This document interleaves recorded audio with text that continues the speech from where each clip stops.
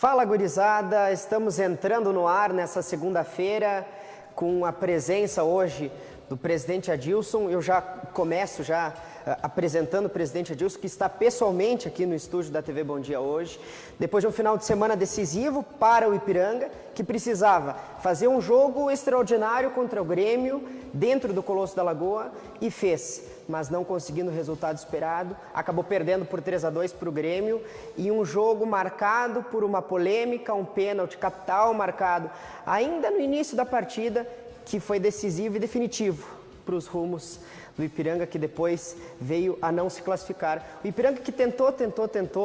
Presidente, obrigado. Eu aqui faço publicamente o meu voto de respeito por estar aqui. São nessas horas difíceis que se reconhecem os grandes dirigentes. Agora, hoje, nessa segunda-feira, posso dizer, como diz Paulo Coelho, fizemos um bom combate. Muito obrigado pela participação hoje. Obrigado, Eric. Um prazer para a gente estar aqui. Lindíssimas as novas instalações do jornal aqui, estão todos de parabéns, né?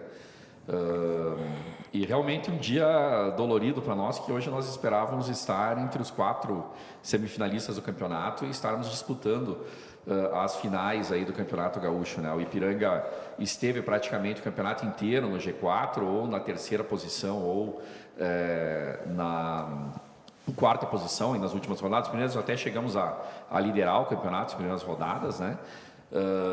Então, assim, foi uma decepção bastante grande na última rodada nós ficarmos fora, né? Quero aqui agradecer realmente ao empenho dos atletas e da comissão técnica, porque fizeram o seu melhor, principalmente contra os grandes aí do futebol gaúcho, Grêmio, Internacional. Fizemos grandes apresentações, né? Nesse jogo com o Grêmio em especial, que nós estamos falando do dia de ontem, o Ipiranga teve 60% de posse de bola contra 40%. Né? Tivemos mais que o dobro de escanteios do que o Grêmio teve. Isso demonstra, né, a qualidade da equipe, a vontade da equipe, e vamos lembrar, é uma equipe com uma folha de 250 mil contra uma equipe com uma folha de mais de 10 milhões. Qualquer jogador do Grêmio paga vários meses da nossa folha toda, né, salarial. Então, demonstra a qualidade do trabalho realizado. Uma pena que não deu, mesmo com a derrota era possível nos classificarmos, que dependíamos do resultado lá entre Caxias e Pelotas. O Pelotas estava vencendo, escapando do rebaixamento, aos 40 minutos acabou sofrendo gol também, foram rebaixados e acabamos ficando fora aí da fase final por um pontinho. Então, bastante doído realmente, mas fica aqui os nossos parabéns aí aos atletas e à comissão técnica pela luta, pela garra, e como você falou, lutamos um bom combate, combate justo, combate honesto, combate da humildade contra a soberba, e vamos de novo, não desistimos, a gente tem mais objetivos pela frente ainda no ano. Eu queria já começar, claro, com essa discussão que tomou conta na noite do sábado, ainda no domingo, na segunda-feira. Eu ainda passei o domingo até bem distante até das redes sociais. Eu manifesto aqui, mais uma vez, publicamente, qualquer ato que seja de violência ou de agressão ao que diz respeito ao árbitro Éder Zanella. Eu acho que é preciso sim debater essas questões, mas com um respeito. São seres humanos e eu sempre penso dessa forma, presidente, porque nunca se sabe o dia de amanhã. Pode ser que daqui a pouco nós estejamos na condição de um árbitro de futebol. Então eu, pelo menos particularmente, eu tomo sempre alguma certa distância em usar alguns termos até como criminoso, esse tipo de termo. Mas é fato que a arbitragem nesse lance capital foi horrorosa, foi ridículo, um lance que eu até aproveito para ler aqui as palavras do Sandro Meirahit, que ele falou na transmissão: não marcaria, não consigo ver nenhum contato baixo e muito menos o jogador que estava à frente do Matheus Henrique, no caso era o Reinaldo, que tem todo o cuidado para não tocar no Matheus.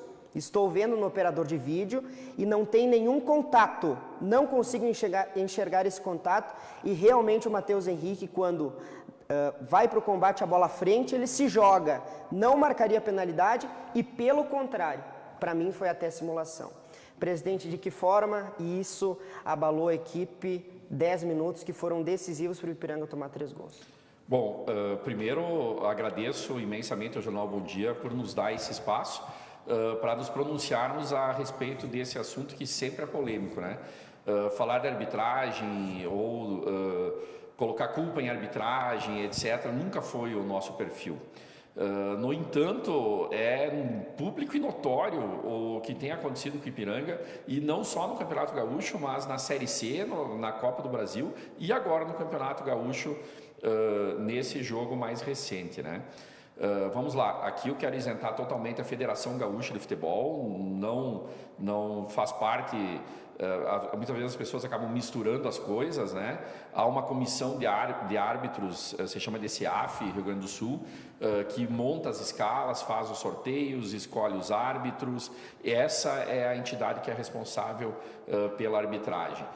Obviamente que ela tem as suas ligações com o TJD, com a FGF, etc., mas isentamos totalmente a FGF e a gente entende o trabalho sério que o presidente Oxman fez, e inclusive aproveito para parabenizá-lo, porque o nosso campeonato foi um dos poucos que não teve paralisações, né? Enquanto Santa Catarina, São Paulo, Rio de Janeiro, Minas Gerais tiveram paralisações, nós aqui conseguimos nos manter, e fica os parabéns ao presidente Luciano pelo que tem feito.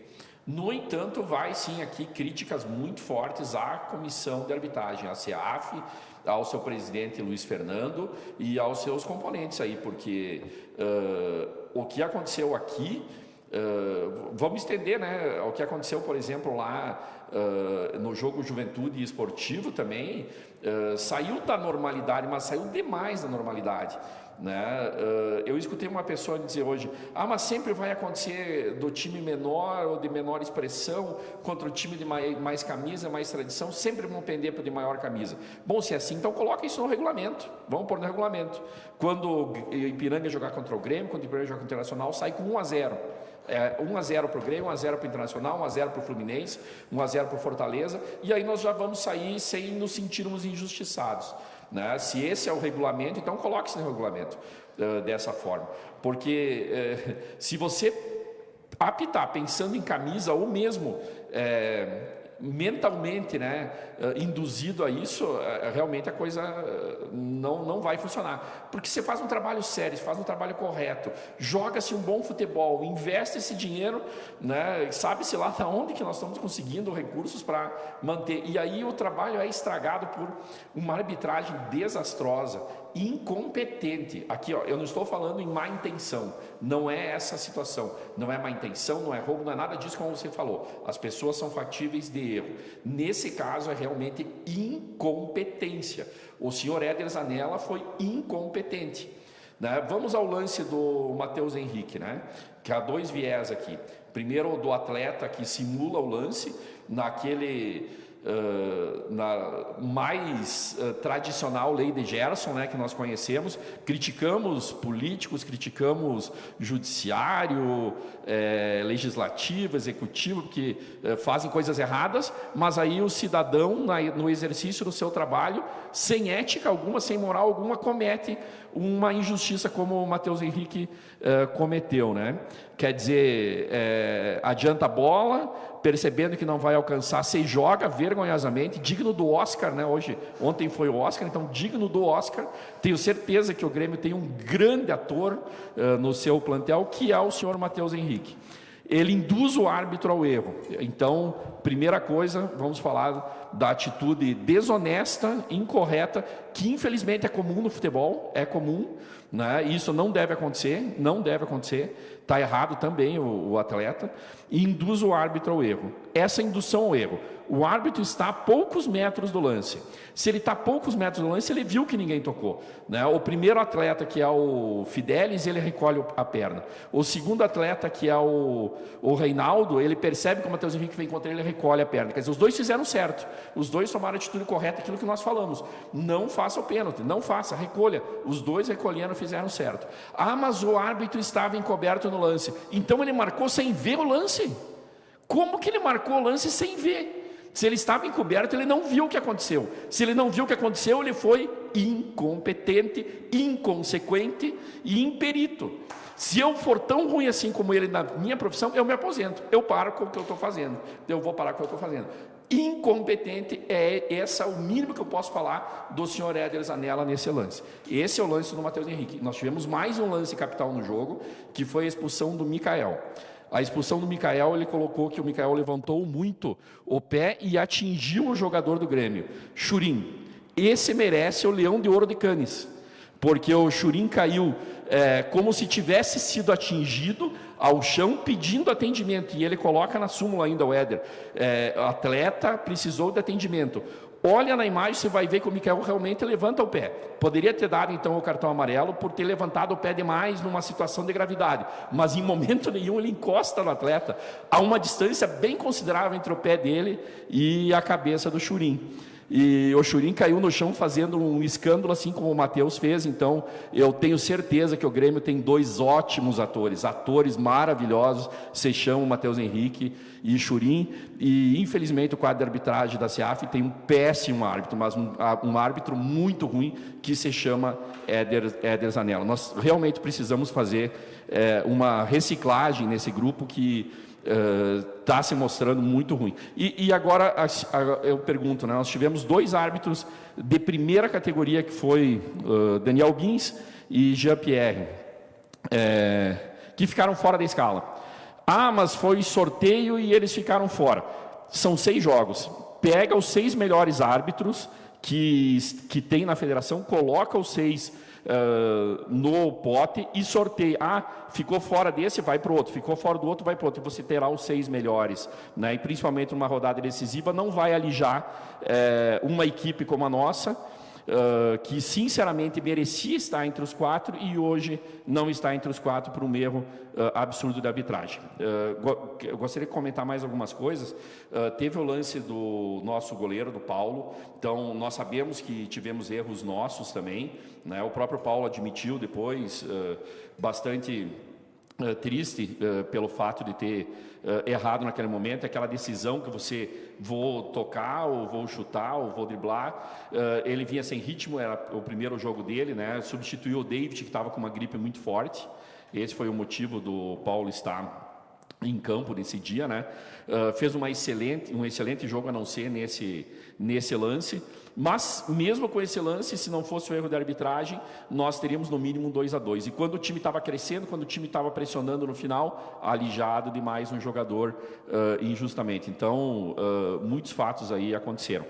Eu ouço muita gente também dizer: vocês saíram ganhando de 2-0 do Novo Hamburgo, deixaram o Novo Hamburgo virar, perderam pontos contra o Novo Hamburgo, que estava lá atrás na zona de classificação. Teve o jogo com o Juventude, que se perdeu em casa, não podia ter perdido. Todos os times têm esse perde e ganha, todos. Vamos pegar o próprio Juventude. Juventude perdeu para o Pelotas em casa. Pelotas que foi rebaixado, né? Caxias tomou 3-0 do Novo Hamburgo, que quase caiu, né? Então, esse perde e ganha é normal, porque o campeonato é muito equilibrado. O jogo lá com o Esportivo, nós estávamos vencendo de 1-0, aos 45 sofremos o empate. Nós estávamos voltando de Fortaleza, extremamente desgastados, saímos com 6 jogadores a menos dos titulares em campo.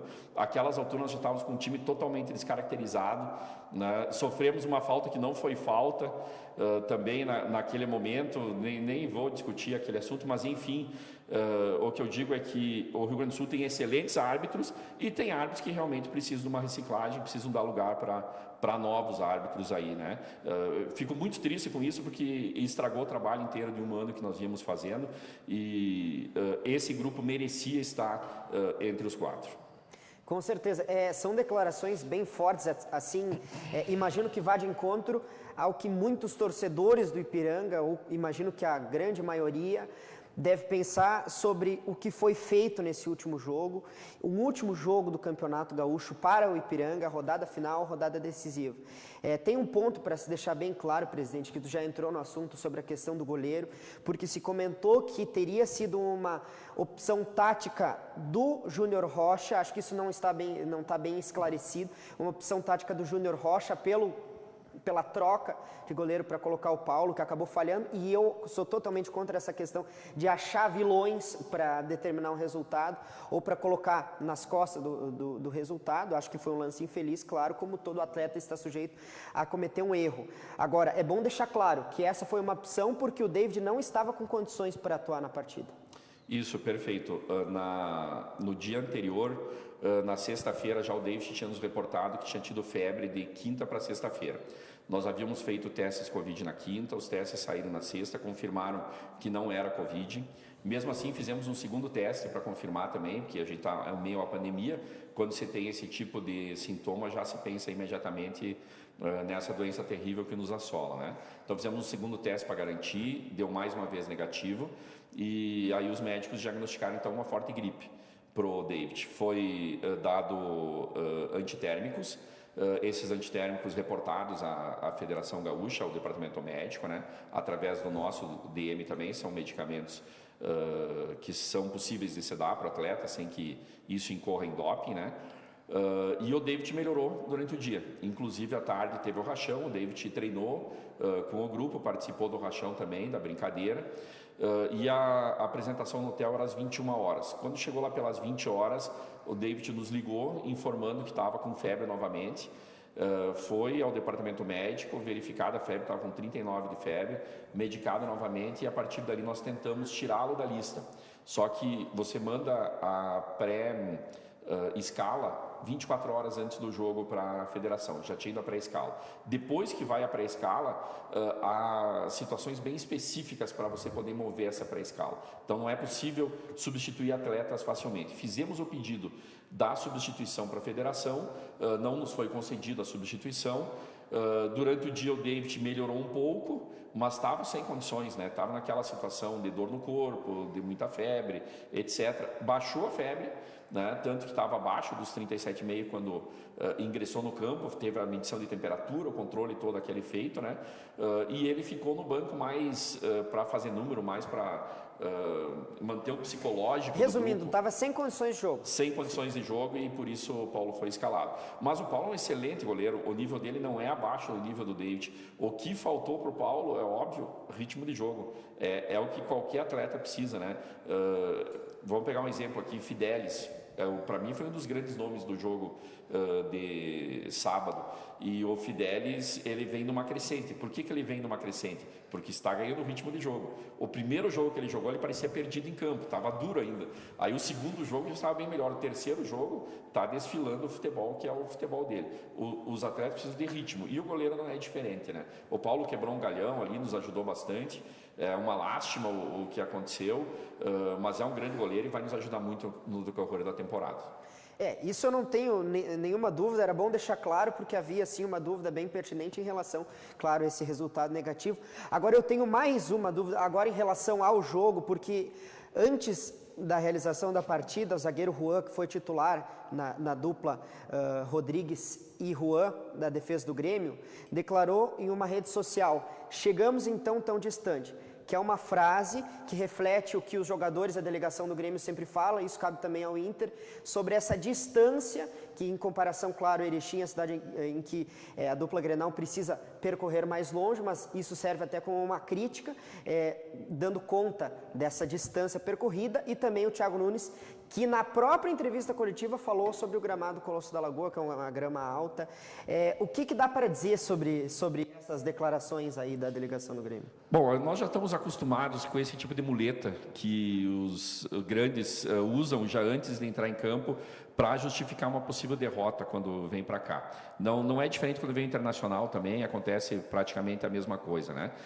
Relação ao gramado primeiro, né? O nosso gramado é excelente, é um gramado de alta qualidade, basta, se alguém tiver alguma dúvida, basta ir lá e dar uma olhada no gramado. O que tem é que ele é diferente. Ele é diferente dos gramados da maioria dos estádios que estão pelo Brasil hoje. Hoje se usa uma grama mais fininha, que torna o jogo um pouco mais rápido. A nossa grama é aquela grama mais tradicional aqui do Rio Grande do Sul, a grama mais larga, né? Com uma folha mais larga. Essa folha mais larga, ela provoca o jogo um pouco mais lento. Mas em termos assim de qualidade de gramado, é excelente. Não tem um buraco, o gramado é perfeito, corte bem feito, muito bem cuidado. Quem cuida do gramado é o Hildo, né? Bastante experiência, muitos anos lá cuidando. A gente faz todo o trabalho de adubação, de replantio. Agora a gente está entrando com a Zevem, que faz a complementação aí para esse período de inverno nosso rigoroso gaúcho. O gramado tem a chancela da CBF, nós disputamos a Série C, vem a equipe de gramados da CBF aqui todos os anos e nos autoriza a fazer jogos do Campeonato Brasileiro, quanto mais do Campeonato Gaúcho, né? Então está extremamente dentro da regra. O gramado, por exemplo, do Cristo Rei é exatamente igual ao nosso gramado. O piso deles lá é um pouco mais duro pelas características de terreno. O nosso gramado eu considero superior ao gramado do Cristo Rei, lá se reclama menos, né? A distância, bom, vamos tentar deixar Erechim mais perto de Porto Alegre, não sei, de repente é alguma obra de engenharia que a gente consiga fazer para isso, né? Mas se alguém não gostar, de repente pode organizar um campeonato metropolitano e joga só lá na grande Porto Alegre. Ou então joga-se no Rio Grande do Sul, que é um estado grande realmente, e tem representantes que honram as tradições do Rio Grande aqui no norte do estado também. E que espero que por muitos anos a dupla Grenal tenha que vir aqui, que continue reclamando da distância. É ridícula essa reclamação, mas vamos lá. Iluminação. Nossa iluminação é excelente, também atende todos os padrões da CBF. Para a Série C, obviamente, se fosse uma Série B, uma Série A, as recomendações elas são diferentes. O engenheiro Osmar Tonin, querido amigo que o aniversariava ontem, nosso ex-presidente, é quem cuida da iluminação. Trocamos vários refletores, aumentamos a capacidade de iluminação, está excelente também para se jogar futebol. Nossa iluminação, nosso gramado, as condições de vestiário aqui são muito melhores que 80%, 90% dos estádios do Brasil, então não há reclamação alguma. Lamentável essas muletas. Thiago Nunes está começando agora em grandes clubes, né? Passou pelo Atlético Paranaense, o Corinthians não foi tão bem, e no Grêmio começando agora, e acho que começa mal com esse tipo de declaração, é inclusive uma falta de respeito com a gente. Devia considerar que o Ipiranga deu um banho de bola neles, isso sim é o que devia ter falado lá na coletiva, e não falar esse tipo de bobagem. E acho que principalmente pelo primeiro gol, uma jogada trabalhada. Eu já queria começar perguntando sobre isso, em cima dessas declarações, porque o Ipiranga se mostrou. Aí vai uma pergunta sobre esse poder de reação que o Ipiranga se mostrou em campo, em várias vezes, inclusive no último jogo com o Caxias, que saiu perdendo e conseguiu reverter o placar e depois, infelizmente, veio empatar. Nesse jogo, principalmente, com esse poder de reação, do qual eu me refiro, em que o que é falado no vestiário, o Júnior Rocha tem esse poder de motivação, à beira do gramado dá para ver isso, o que foi falado no vestiário, porque não é normal, e aqui eu tiro o meu chapéu, claro, para o trabalho que vem sendo feito, e não é normal um time do interior ter essa reação contra grandes equipes, principalmente dupla Grenal, e uma equipe que eu acho que o que marcou esse jogo é que não se intimidou com esses gols rápidos do Grêmio, jogou da mesma maneira, uma equipe muito bem organizada. O que dá para dizer sobre esse trabalho e sobre esse quase classificamos, quase estivemos no mata-mata do Gauchão? Baixar os batimentos cardíacos para falar do professor Júnior agora. A gente vai aumentando e diminuindo o tom conforme o assunto, né? Os assuntos polêmicos, e não é fácil falar sobre eles com assim, uma certa isenção, né? O professor Júnior é um excelente profissional. Foi muito boa a escolha que nós fizemos sobre ele, para que as pessoas saibam como foi o processo. Acho que é importante.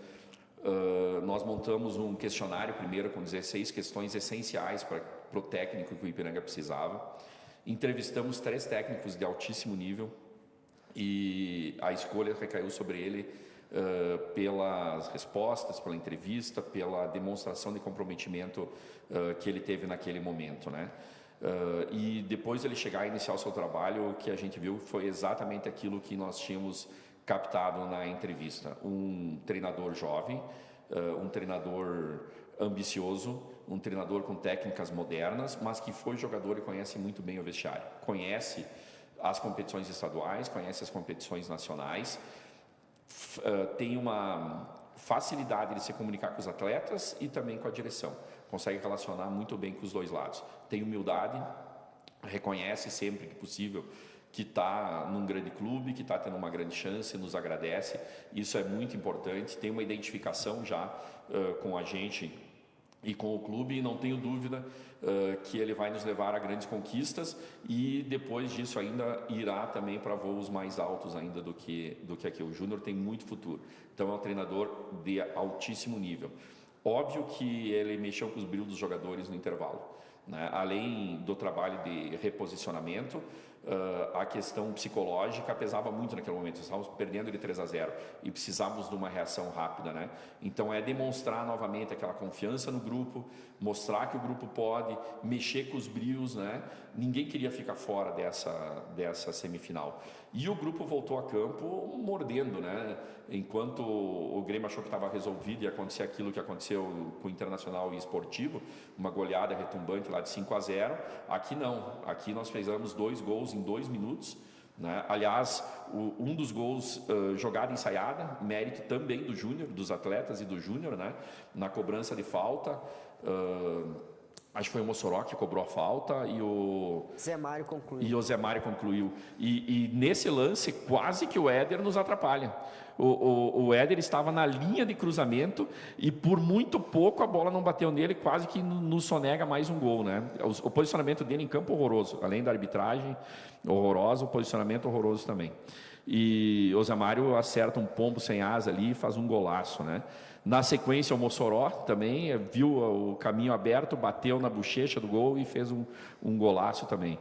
E por muito pouco não empatamos, né? Naquele bate e rebate dentro da área, o Mikael bateu na trave e está balançando até agora. Podia ter entrado aquela bola, nós estaríamos comemorando um 3-3 histórico aí contra o Grêmio.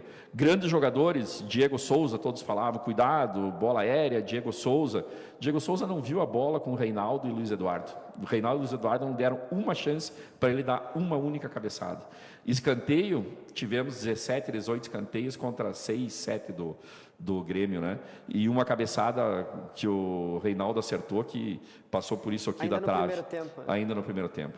Então, muita coisa assim a lamentar, porque é um jogo que era decisivo, precisávamos do resultado, mas muito orgulhoso pelo que o time fez, muito orgulhoso mesmo. Um grande jogo, como eu falei, é uma luta de Davi contra Golias, e jogamos de igual para igual contra um dos grandes aí do futebol brasileiro e do futebol mundial, né? Respeitamos muito o Grêmio, mas não temos medo não. Se jogássemos amanhã de novo, não tenho dúvida que nós os venceríamos. Na terça-feira, quando o Ipiranga ia enfrentar o Caxias, eu falei aqui, mesmo se o resultado fosse negativo, aquele resultado, se o Ipiranga tivesse perdido para o Caxias, talvez tivesse vindo para a última rodada, até mesmo sem chances de classificação. E eu falei, se o Ipiranga, né, na terça-feira, tinha condições de estar brigando contra equipes como Juventude, como Caxias, como Brasil de Pelotas, que em questão de investimento tem, parece que até um oceano de diferença, é porque a gestão atual fez muito pelo Ipiranga. Eu falei isso na terça-feira e repito aqui. E o trabalho, o Ipiranga esteve terceiro, quarto, quinto, merecia sem dúvida alguma, não só por eu ser de Erechim e acompanho esse time nesses últimos 2 anos, os últimos 2 anos de boa fase. Eu falo, o Ipiranga merecia sim, pelas 11 rodadas que foram disputadas, estar no quadrangular final, isso todo mundo fala. Agora, em relação ao trabalho do Júnior Rocha, elogiável, louvável e mais adjetivos. Permanece para o decorrer da temporada? Com certeza. O contrato dele é até o final da Série C e ele permanece, sim, a não ser que venha um grande, né, do futebol brasileiro e o leve. Aí não tenho o que fazer, mas até vou parar de elogiar ele em público, acho que antes que alguém o leve, né? Mas sim, todo um trabalho pela frente, não só dele, do Elton, do Alexandre Andrés, do João Borges, do Robson, a lista de desempenho, e principalmente, né, do nosso grande parceiro, que é o Renan Mobarak, o nosso executivo de futebol. Estava muito abatido ao final do jogo, agora está lá com a esposa dele, com a Andressa, em Porto Alegre, dando uma descansada, esfriando a cabeça, mas semana que vem a gente volta já, virando a chave com todos os objetivos aí. Quero dizer ao nosso torcedor que esse 5º lugar não foi nenhum desastre, muito pelo contrário. Primeiro que a nossa campanha foi melhor campanha do ano passado, superamos o número de pontos, terminamos em 5º lugar, em nenhum momento nós ficamos próximo da zona de rebaixamento, né? Veja bem a tristeza que é para o Pelotas e para o Esportivo, 2 equipes tradicionais do futebol gaúcho, né? O presidente Schneider lá do Pelotas, o presidente Piccoli do Esportivo fazem um trabalho muito sério, um trabalho fantástico lá, e é uma lástima que os 2 tenham caído. Não me agradou em nada a queda dessas 2 equipes tradicionais e amigas da gente, né? E um objetivo importante nós encaminhamos, não garantimos, mas encaminhamos, que é a classificação à Copa do Brasil. Né? Para você entender, garantido para a Copa do Brasil são 3: campeão, vice-campeão e campeão do interior. Então vamos fazer uma projeção, o mais provável que a dupla Grenal esteja na final, provável, não estou dizendo que seja, pode ser, Juventude e Caxias tem qualidade, obviamente, e pode chegar. Aliás, se Juventude e Caxias chegasse à final, o Ipiranga é campeão do interior, que o campeão e o vice não contam, né? A gente sabe que é difícil, mas também tem essa possibilidade. Mas vamos dizer que Grêmio e o Internacional sejam campeões e o Caxias fica em terceiro lugar, uma projeção aqui, né?